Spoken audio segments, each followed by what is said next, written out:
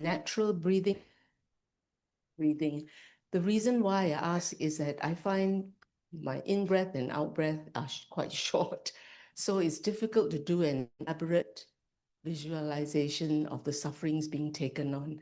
I mean, I haven't even finished visualizing pain of sentient beings, and I'm already supposed to breathe out the white light. So the pace. So how do we do a detailed visualization, but follow the natural breath? First of all, I think using the breath as a tool is not compulsory to start with. It is just a technique that can be helpful to visualize, you know. But of course, when you use that breath, it's not like each breath, natural breath, when you take in, and you breathe out, immediately you visualize taking breath out. You just keep on, while you are breathing in and out, you just visualize taking in until you just felt it. And then when you visualize giving or sending, then as you breathe out, you don't have to follow just one particular rhythm of that. Each time you breathe in, you just keep on taking, as long as it's take that you spend. And then after you have taken everything that you want to do with the taking, then as you give up, then each time you breathe out, you just visualize, you don't focus on the in, you just focus on breathing out. Taking in, you just focus on the breathing in. And so it's not like you have to rush each taking in and breathe with each of short breath. Yeah. Yeah.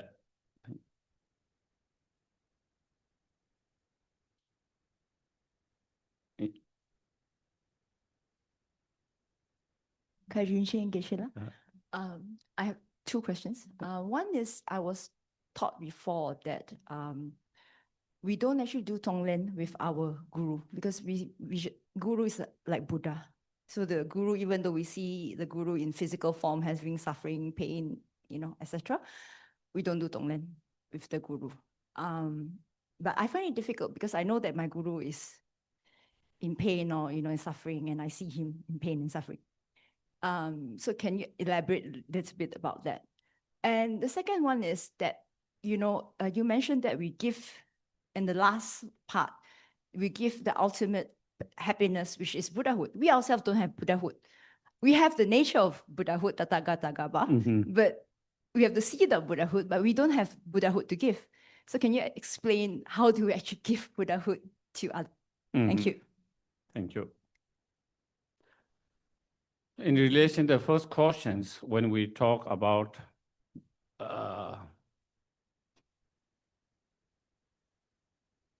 there's nothing to take from the guru, suffering. Theoretically, if our guru is Buddha, then there's no suffering, there's no negative karma, delusion, obscuration to take on, So that is why we don't, theoretically, if your guru is real Buddha, that means there is nothing to take on, whereas Arhat has something, they still have total obscuration to take on. And so that is the case. That is I think, the explanation and meaning of that, But if our guru is not fully enlightened, bodhisattvas, high level of bodhisattvas, still there is sufferings, cause of suffering that we can take on. Or even is sometimes even the guru is Buddha, if they are showing the ordinary aspect of ordinary beings, then there is also, we try to take from that ordinary aspect. So I don't think there will be a conflict on that. We often hear about stories of, certain practitioners taking an obstacle of their guru on themselves, So again, theoretically, if your guru is the enlightened Buddha, then there's no obstacles and there's nothing to take on. But since they show the ordinary aspect of ordinary beings, so then they also show the aspect of the obstacles and suffering. And so that we can take. So I don't think that it shouldn't have a conflict with that. In second one, is again visualizations.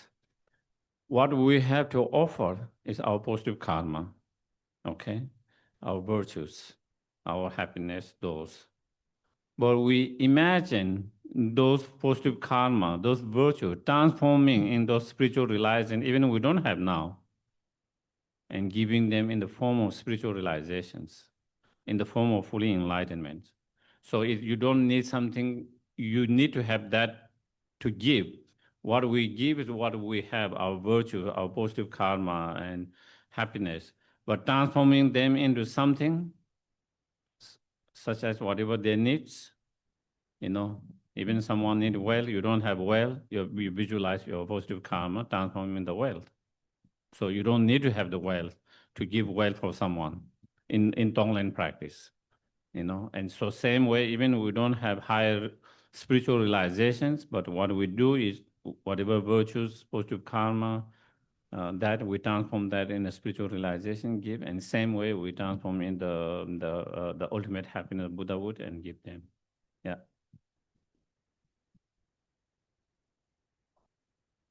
Okay. It's about equanimity and indifference. So you're saying that sometimes we see suffering of others is so much of suffering, we are overwhelmed emotionally. So what is the antidote when we have this overwhelmed emotional? Should we practice equanimity or indifference? And what is the difference? How do we know we are practicing this or practice? And in this situation, overwhelmed by emotion, how to practice equanimity? Okay. Yeah, there is a difference between indifference and equanimity, Indifference is being not care, not care, being careless, not care, no feelings, doesn't matter whatever happens, that is indifference. Equanimity is that you feel equally same way to all, without discriminating, without being biased, without being partial, more even-minded. That is what even-minded, clear, even-minded, not driven by discriminating mind, instead is more even mind, feeling you care, but you care equally. You have concern that you have concern equally, that's equanimity. So equanimity have sense of care, sense of concern, sense of empathy, and there is that qualities in that. Whereas indifference is totally kind of being careless, no feeling, no emotions. So that's it. We want to develop equanimity, but not indifferences. And then in terms of the cautions being overwhelmed by the sufferings, when you see too much sufferings, meditation on emptiness can be helpful. Meditating on the emptiness of suffering itself, emptiness of the person who is suffering, and suffering itself can help not to be overwhelmed, because when we see the pain and suffering, and not only we see the pain and suffering, but when we see it so concrete, so real, then it can be overwhelming. But if you are able to see the suffering as well as the person who is suffering, more like an illusion, more like a dream state, through the understanding of the emptiness, then one will feel less overwhelmed. Yeah.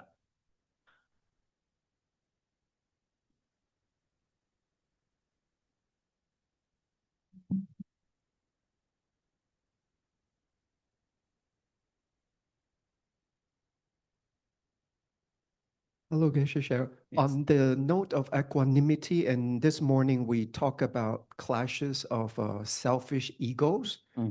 I do notice that those who tend to have studied Dharma or try to develop the Bodhicitta mind, whenever it comes to conflicts and clashes of egos, do we usually see that those who are more aware tend to be the ones who compromise more or more forgiving and always are the ones who tend to take the first steps to be compromised, to forgive, to minimize the conflicts in a way that they are the ones always compromise first.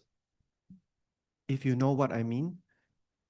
Because I'm aware first, then I will try to minimize the conflicts and I end up feeling compromising and forgiving and not, yeah.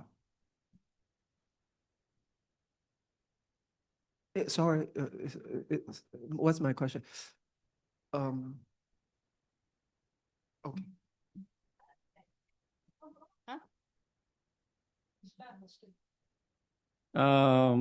Maybe yes, maybe not. Could I rephrase your question? I think the question, and correct me if I'm wrong, is that if we develop bodhicitta, we're trying to develop bodhicitta, right? And we are trying to have less ego. But does that not make us lose out? Compromise, having to compromise in situations of conflict. Is that clear? That's correct, yeah? That's your question? That clear, Geshe-la?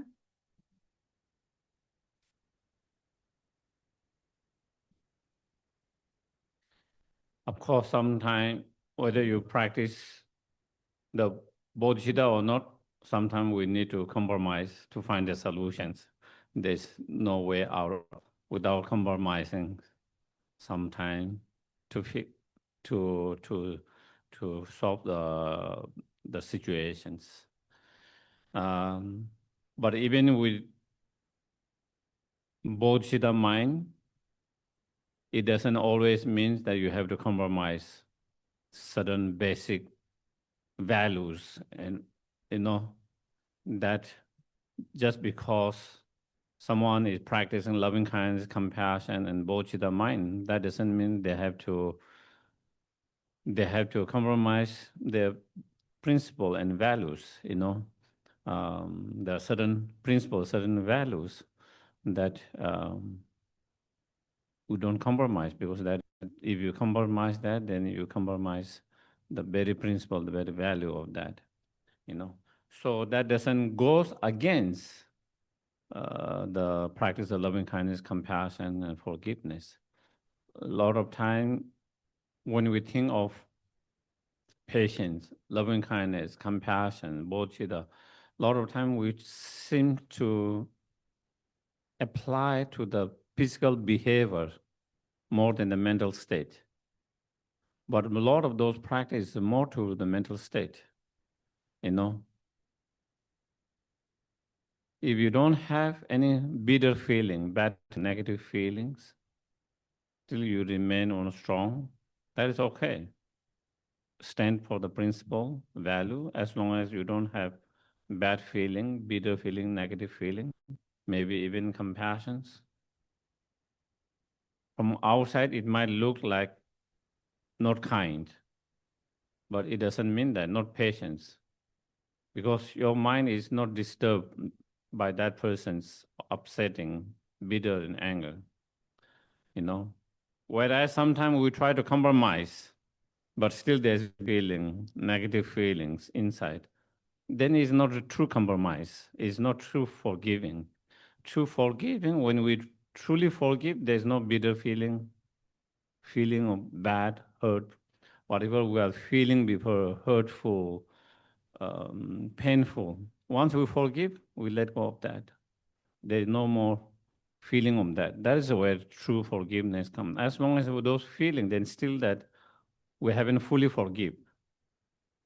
You know, And that can be also related to compromise. So I think that is one thing we have to. Sometime I give you this example. It's better to be sometime tiger in the inside. No. Bunny inside and outside tiger. Bunny, you know, like small, very soft bunny, rabbit, you know, very soft, kind, compassion, loving care inside, but sometimes outside you have to be strong in certain situation, with certain individual, certain situation, requirement of sometimes you have to be strong and tough. So that is like being tiger outside, but inside, very kind, compassion, soft. Outside, it looks like you are not kind, compassion, because you are tough, you are strong. But inside, you are very soft. Then there could be other way around. Outside, you know, like a bunny. Inside, like a tiger. You know, inside there is a lot of anger, a lot of bitter, a lot of negative feeling. But outside, we try, you know, give, let go, and, you know, so the practice of loving kindness, compassion, forgiveness, patience is more something to inside. And so I think that, yeah. So I think that this idea, if you are more forgiving, kind, compassionate, patient, people will take advantage of you, roll over you, is, I think, due to not really understanding what real compassion, real patience, real is, you know, is a state of mind. Inside, you are not upset, angry.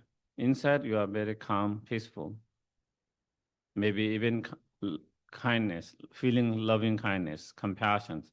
But outside, sometimes one can be tough, strong, so that someone doesn't roll over yourself or someone else, you know.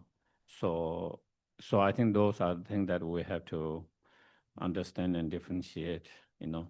If we don't understand, then sometimes people think if you become compassionate, then everyone will take advantage of you, everyone will roll over you, you know, and it feel like that you have to give in everything, you know, not stand up for yourself, not stand up for someone else.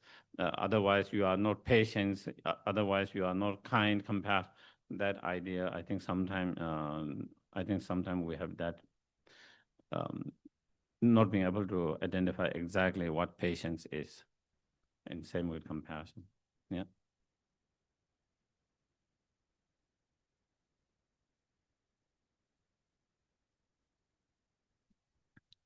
Yeah. So this will be the last questions. Yes. Dalai. I've been trying to figure out, I'm trying to understand what is faith, because you mentioned the earlier talk, yeah, you talk about faith. So you have a belief system. So where does the belief system underlines or give rise to faith? Thank you. Faith is trust, you know, is the trust and confidence. The faith can be blind faith, the faith can be based on reasonings and wisdom. There can be two kinds of faith, blind faith, and then there can be faith that is based on reasoning, wisdom, you know, and what we need to develop is the faith that is based on reasoning and wisdom. And that kind of faith, you don't have faith, the faith or trust in something or someone or something, not because someone says something, but because You have analysis, you have investigated and confirmed with your own experience what it said was true. On the basis of that, you develop trust, confidence. That is faith. You have faith in certain brand, even in object, external object. People have faith or trust in certain brand because those brand they come with good qualities, things. Certain brand you don't have faith or trust in that. So why you have trust and faith in that particular brand? Because you have used that and you are reliable. They are reliable. You can trust on their qualities. And some others you have used it, analysis, and they were not trustworthy. They were not reliable. In the same way, that is also in spiritual. We analyze, we investigate. And through that investigation and analyzing, then we've confirmed what the teaching says, and that is how we experience and come to that conclusion. Then you started to have more trust, confidence in that teaching, the practice, as well as the teachers, and that is the faith. And so that kind of faith is important and needed, not the blind faith. Blind faith is in the advertisement, it says very good qualities, and you just believe it, And that can be similarly, people say this is such and such, and without yourself analyzing, investigating, you just believe that. On the basis of that, then you try to have a faith and trust, and that can be sometimes misleading and not founded in a firm wisdom or reality. So yeah. So the problem in religions become when it's a blind faith, when people doesn't use their reasoning, logics, their own mind to analyze and investigate, instead believing in because someone said, because Buddha said, because Nagarjuna said, because my teacher said, because this and that, because he said, because she said. Not necessarily based on that you had investigated, analyzed, and that is how you found out, Yeah. So we